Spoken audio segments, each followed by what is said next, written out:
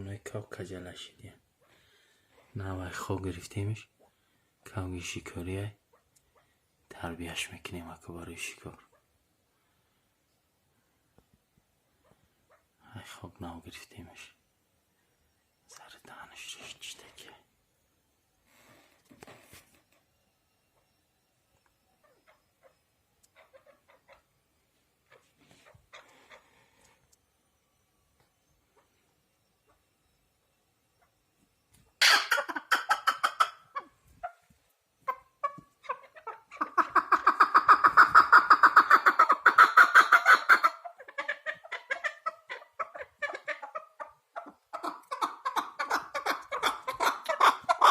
که چوجه که ما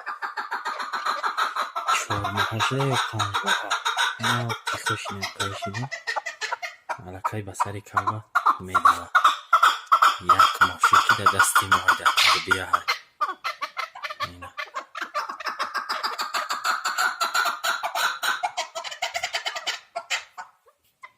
آل شدگی چوجه پرور شدگی کبگی خونگی شدگی دیگه ای دستم نمیترسه ای بایم آل شدگی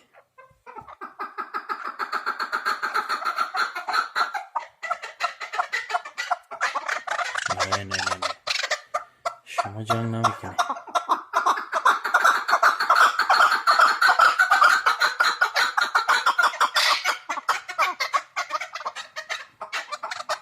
چرا گیزله